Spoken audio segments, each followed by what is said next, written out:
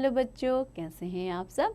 आशा करती हूँ कि आप स्वस्थ होंगे, मस्त होंगे और अपनी पढ़ाई में व्यस्त होंगे। आपकी इसी पढ़ाई को आगे बढ़ाते हुए आज हम पढ़ने जा रहे हैं एक नया पाठ, एक नया चैप्टर, जिसका शीर्षक है विद्यालय और अनुशासन। बच्चों, आपके स्कूल और आपके स्कूल में जो डिसिप्लिन होता है उसके बारे में इस पाठ में बताया गया है। तो सबसे पहले पाठ का परिचय ले लेते हैं। अनुशासन की प्रेरणा देने हेतु एक लघु कथा। जब भी कोई आपसे पूछता है कि आप क्या कर रहे हैं, तो आपका उत्तर होता है पढ़ाई। पढ़ाई का अर्थ है ज्ञान प्राप्त करना, सीखना, अर्थात पढ़कर, सुनकर अथवा देखकर जीवन में काम आने वाले गुणों को ग्रहण करना। कोई भी गुण तभी ग्रहण कर सकते हैं यदि आप अनुशासन का पालन करेंगे। तो आइए बच्चों, इस पाठ को शुरू करते हैं। आपको अनुशासन के रूप में क्या दिया गया है? एक आलेख और एक कहानी दी गई है, तो इसको ध्यान से समझिएगा। अनुशासन का अर्थ है शासन के पीछे चलना, अर्थात नियमों का पालन करना। क्या करना है? नियमों का पालन। आप कहीं भी जाएं, विद्यालय, यात्रा पर या खेलने, हर जगह नियमों का पालन करना आवश्यक है। किसी भी गुण को सीखने का सबसे उत्तम स्थान है विद्यालय, अर्थात विद्या का मंदिर। विद्यालय यानी विद्या प्लस आलय, विद्या का घर, जहाँ आपको विद्या प्राप्त होती है। ज्ञान प्राप्त करने का सिलसिला माँ की गोद से ही प्रारंभ होता है। सबसे पहले जो भी सुनते हैं या सीखते हैं वह शब्द माँ है, और वो भी हम अपनी माँ से ही सीखते हैं। कुछ भी सीखना हो तो सबसे पहले उसे सुनते हैं, समझते हैं, अपने आचरण में उतारते हैं। इसीलिए छोटा बच्चा पहले कुछ समय तक सुनता है, फिर बोलता है। सीखने के नियम जीवन भर यूं ही चलते रहते हैं।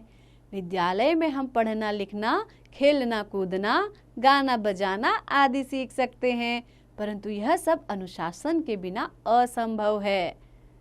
अनुशासन हमें आंतरिक शक्ति प्रदान करता है, अर्थात मन की शक्ति देता है, जिससे हमारे मन में विश्वास पैदा होता है और हमें सफलता प्राप्त होती है। विद्यालय में सबसे अधिक विषय और नियम होते हैं। जैसे जैसे बच्चा बड़ा होता है वैसे वैसे नियम और विषय कम होते जाते हैं, क्योंकि बचपन में सीखने की शक्ति अधिक होती है। इस उम्र में सीखी गई कोई भी क्रिया जीवन भर काम आती है। विद्यालय से ही बच्चा अपने लक्ष्य की ओर बढ़ता है, जैसे व्यापारी, डॉक्टर, खिलाड़ी, नेता या अभिनेता।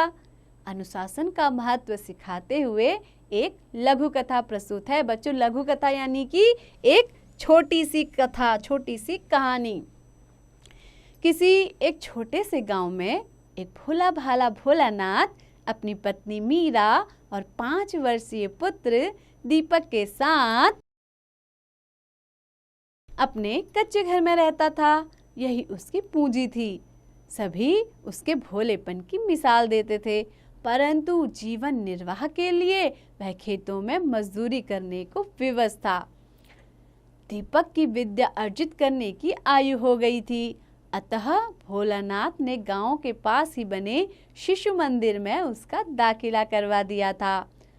अब मीरा 2 ही कामों के लिए अपने घर से निकलती थी, भोलानाथ को खेतों पर रोटी पहुंचाने के लिए और दीपक को विद्यालय ले जाने और वापस लाने के लिए। बाकी पूरा दिन अपने कच्चे घर को संवारने में लगी रहती। जब भी मौका मिलता गांव के लोग उसके भोलेपन का फायदा उठाते।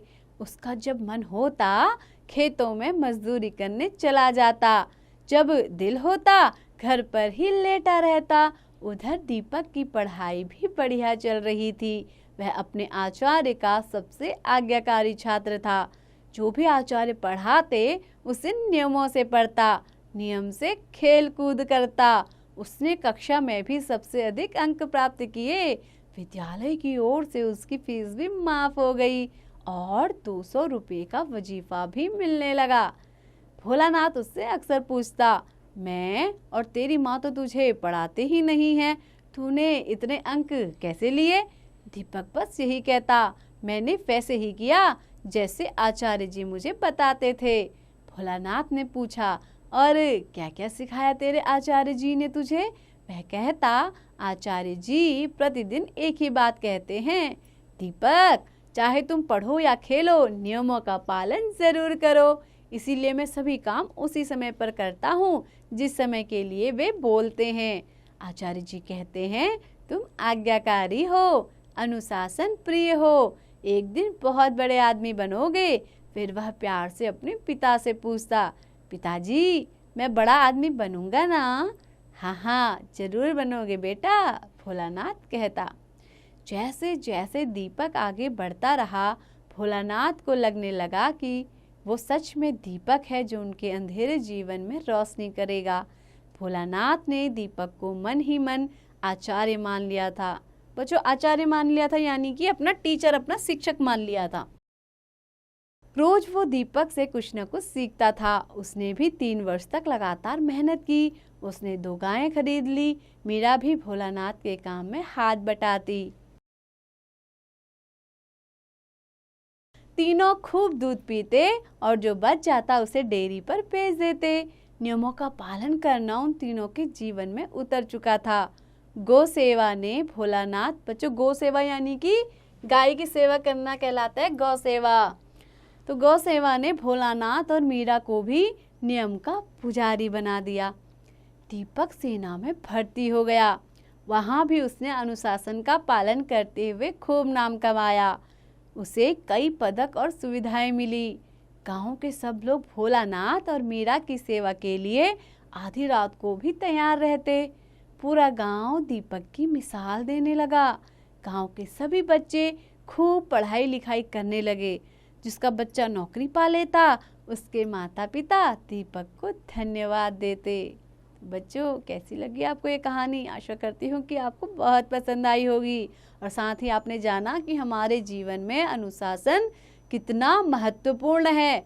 हमें हर समय डिसिप्लिन के साथ रहना चाहिए, अनुशासन के साथ रहना चाहिए। अगर हम अनुशासन को अपने जीवन में शामिल कर लेते हैं तो हम बहुत ही जल्दी क्या होते हैं, सफल हो जाते हैं। तो बच्चों, ऐसे ही पढ़ते रहिए, आगे बढ़ते रहिए और हाँ, इसका अभ्यास भी जरूर कीजिए।